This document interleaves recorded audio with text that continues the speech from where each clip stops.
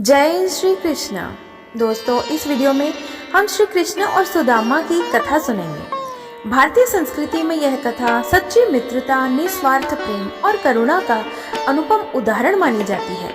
यह प्रसंग हमें बताता है कि धन वैभव से नहीं बल्कि हृदय की पवित्रता और भाव की सच्चाई से संबंध महान बनते हैं। श्रीमद् भागवत महापुराण में यह कथा आती है कि श्री कृष्ण और सुदामा बचपन में गुरु संदीपनी आश्रम में साथ साथ रहकर शिक्षा ग्रहण करते थे। दोनों ने गुरुकुल में समान परिश्रम, समान अनुशासन और समान स्नेह के साथ जीवन के संस्कार सीखे। समय के साथ उनके जीवन की दिशाएं अलग हो गईं। श्री कृष्ण द्वारका के सम्राट बने, जबकि सुदामा अत्यंत निर्धन ब्राह्मण के रूप में सादा सा जीवन जीते रहे। परंतु परिस्थितियों का यह अंतर उनकी मित्रता को कभी कमजोर नहीं कर सका।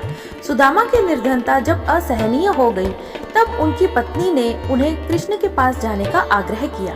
सुदामा संकोच में थे। वे सोचते थे कि इतने वैभवशाली मित्र के सामने वे क्या लेकर जाएं। अंततः वे प्रेम और लज्जा से भरे हृदय के साथ मुट्ठी में चिवड़ा यानी कि पोहा लेकर द्वारिका पहुंचे। यही उनकी भेंट थी, ना कोई आभूषण, ना कोई उपहार, केवल भाव। द्वारका में जो दृश्य उपस्थित हुआ वह मित्रता की पराकाष्ठा है। कृष्ण ने सुदामा को पहचानते ही हृदय से लगा लिया, उनके चरण धोए, राजसीय सम्मान दिया।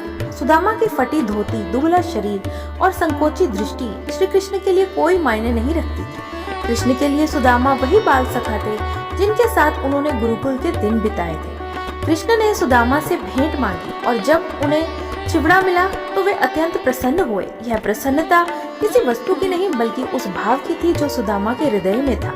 कृष्ण ने एक एक कण को आनंद पूर्वक ग्रहण किया। सुदामा अपने दुख कहने का साहस भी नहीं जुटा पाए, पर कृष्ण सब समझ गए। उन्होंने बिना कुछ कहे सुदामा के जीवन को समृद्धि और सम्मान से भर दिया।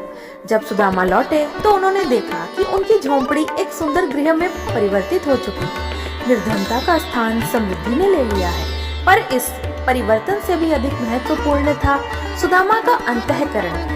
वह कृतज्ञता, विनम्रता और भक्ति से भर उठा। उन्होंने समझा कि कृष्ण ने उन्हें धन नहीं बल्कि जीवन की गरिमा दी है।